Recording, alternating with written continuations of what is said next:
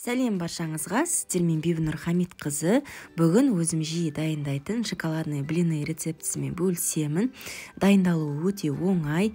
Сіздерден қолдау күтемін. Каналға тіркеліп, пальчикті жоғары қарай басып, маған қолдау білдірсеңіздер деймін.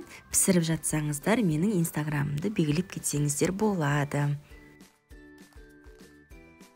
Шоколадты блины пісіру үшін бізге керегі ең басты ингредиент ол какао, қант, ұн, 3 жұмыртқа және сүт.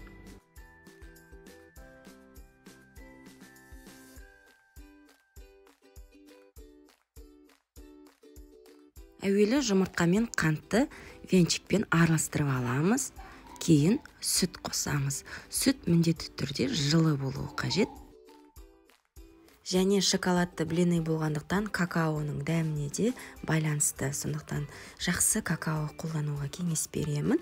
Менде рахатовский какао.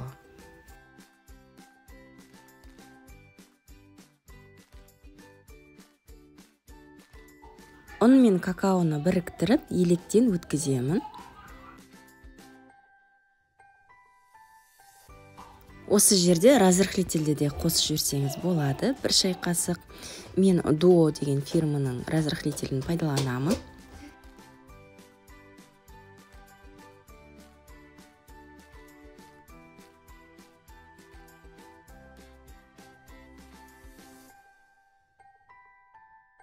Венчикпен ешқандай комок қалмайтындай етіп араластырамыз. Консистенциясын видеодан қарап алсаңыз болады.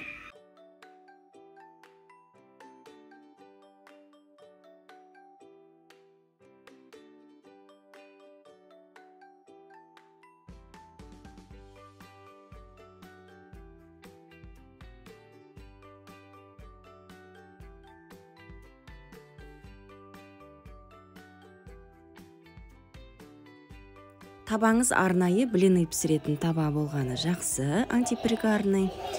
Әр блиныды пісірген сайын мен май жағып жүремін. Шамамен 12-13 штук блины шығады. Балалар әсіресе өте сүйіп жейді. Егерде дастарханға қонаққа қойып ұсынатын болсаңыз, сіздерге кеңесім нутелла жағып, және ортасына банан салып, роллы жасап ұсынуға болады. Өте дәмді, үйлесімді дәм береді. Сіздермен болған Бибінұр Хамитқызы. Каналға тіркеліп, пальчикті жоғары қарай басып, маған қолдау білдірсеңіздер болады. Сторизде фотоға түсіріп, егер пісіріп жатсаңыздар, мені белгілеп кетсеңіз өте қуанамын. Ас болсын!